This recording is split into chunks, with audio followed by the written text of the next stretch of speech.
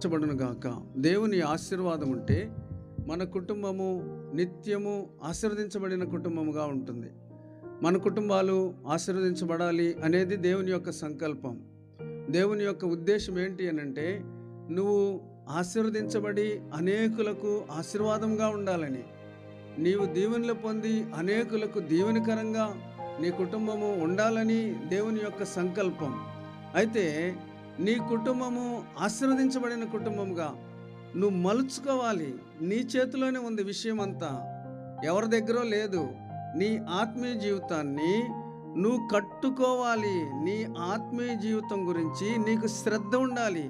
నీ ఆత్మీయ జీవితము బలహీనంగా ఉంది. నీ ఆత్మీయ జీవితము బలహీనంగా ఉంది. అయ్యో, నేను బలహీనంగా ఉన్నానే, నేను ఎలా మార్చుకోవాలి, ఎలా నేను పురుకొల్పుకోవాలి, ఎలా తిరిగి మరలా దేవునిలో ఆనందించాలి, ఆశీర్వదించబడిన కుటుంబముగా నన్ను నేను ఎట్లా చేసుకోవాలి అనేది నీ చేతిలోనే ఉంది. అయితే ఎందుకు ఆశీర్వదించబడటం లేదంటే గ్రహింపు లేదు, అంతే విషయం. ఓ పిల్లవాడు చదివితే వాడికి 100కి 90 వస్తున్నాయి. అదే క్లాసులో ఇంకొక పిల్లవాడు ఉన్నాడు, వాడికి 10 మార్కులే వస్తున్నాయి. ఎందుకు? కారణం ఏంటి? గ్రహింపు లేదు.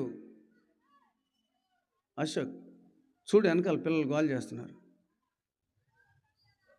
ఒక పిల్లవాడికి 100 మార్కులకి 90 మార్కులు వచ్చినాయి, ఒక పిల్లవాడికి 10 మార్కులే వచ్చినాయి. కారణం ఏంటి? గ్రహించే దానిలోనే సంగతంతా దాగి ఉంది.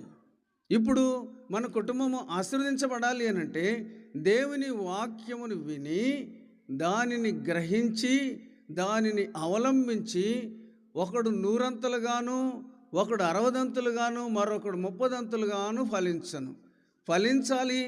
అభివృద్ధి పొందాలి అనంటే వినాలి, గ్రహించాలి, అవలంబించాలి. పిల్లల్ని అటు ఇటు తిరగనియొద్దమ్మా, కూర్చోబెట్టండి.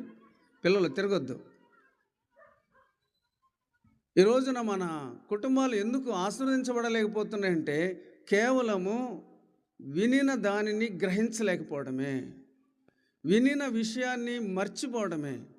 విని ఈ చెవిలో విని ఈ చెవిలో వదిలిపెట్టారంటారు కదా, అలాగా వినిన విషయాన్ని మర్చిపోతే కాకులు ఎత్తుకుపోయిన విత్తనం లాగానే కదా ఉంటుంది,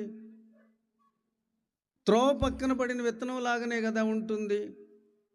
వాడు విన్నాడు, మర్చిపోయాడు. ఎందుకంటే వాడికి శ్రద్ధ లేదు. నువ్వు దృష్టి పెట్టు. నేను ఒక మాట చెప్తా.